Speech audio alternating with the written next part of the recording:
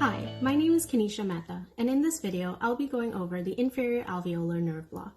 The inferior alveolar nerve blocks are one of the more frequently used injection techniques in dentistry.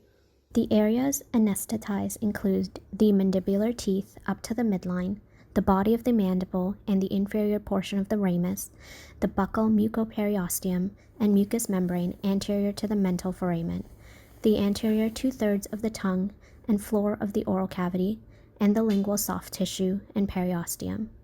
Note, if you need to perform a procedure on these mandibular molars, you will also need to perform a buccal nerve block, as the inferior alveolar nerve block does not cover this area. The nerves anesthetized are the inferior alveolar nerve, the incisive nerve, the mental nerve, and usually the lingual nerve. In this technique, we are aiming to inject the inferior alveolar nerve before it enters the mandibular foramen within the pterygomandibular space.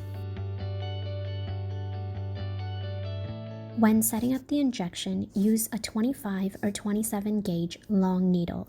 The long dental needle allows you to penetrate to the depth of about 20 to 25 millimeters. The larger diameter needle is less likely to deflect and or break.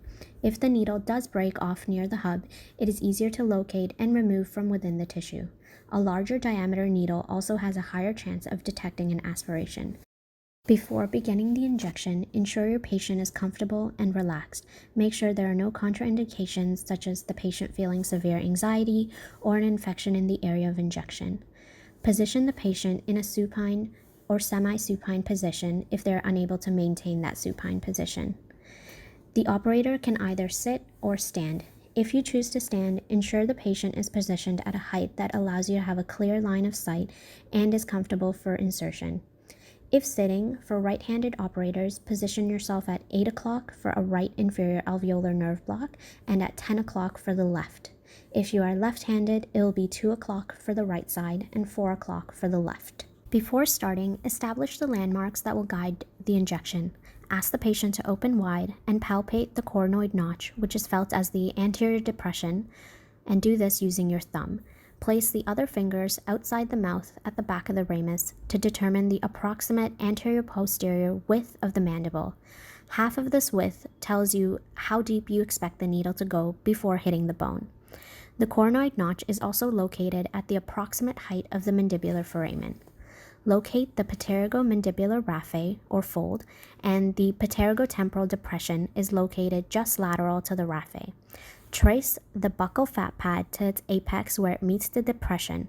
This tissue will give slightly, and this will be the insertion point of the needle. Note this point lies about 1 to 2 centimeters above the lower occlusal plane. Now let's prepare the tissue at the injection site. Ask your patient to open wide and dry the mucosa with a sterile gauze, and apply topical anesthetic at the site of injection using a cotton swab. Leave the cotton swab in place for about 1 to 2 minutes while you assemble your syringe. After 1 to 2 minutes, remove the cotton swab and wipe away any excess topical using a sterile gauze. Let the patient know that they might feel a slight pinch and ask the patient to stay still before inserting the needle.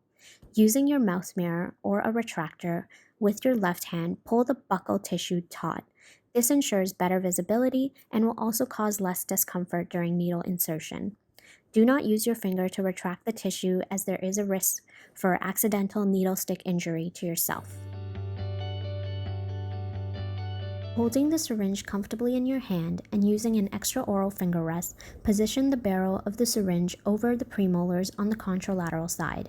Insert the needle into the tissue and advance it slowly until you contact bone, which should be at a depth of about 20 to 25 millimeters, or 2/3 to 3/4 the length of the long dental needle. If you contact bone too early, let's say half the length of the long dental needle, the needle tip is usually too far anterior on the ramus. Withdraw the needle slightly and bring the barrel of the syringe more towards the canine on the contralateral side. Redirect the needle until you feel bone. If bone is not contacted, the needle tip has usually advanced too far back towards the parotid gland. The facial nerve is located within the parotid gland, and deposition of solution here could lead to transient facial nerve paralysis. Therefore, withdraw the needle slightly and bring the barrel of the syringe more towards the mandibular molars on the contralateral side.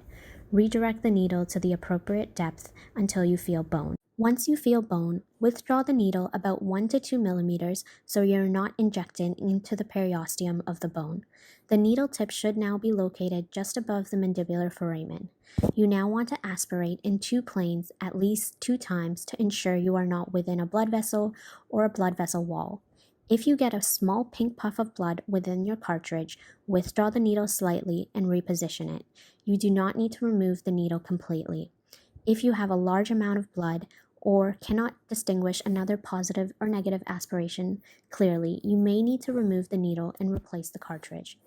If aspiration is negative, start injecting the solution slowly at a rate of about 2 milliliters per minute. Inject about 3/4 to 4/5 of the solution, leaving some to anesthetize the lingual nerve. Due to the high likelihood of positive aspirations in this area, you can do several more aspirations as you inject the solution. Now slowly withdraw the needle about 8 millimeters and perform a second aspiration test in this location.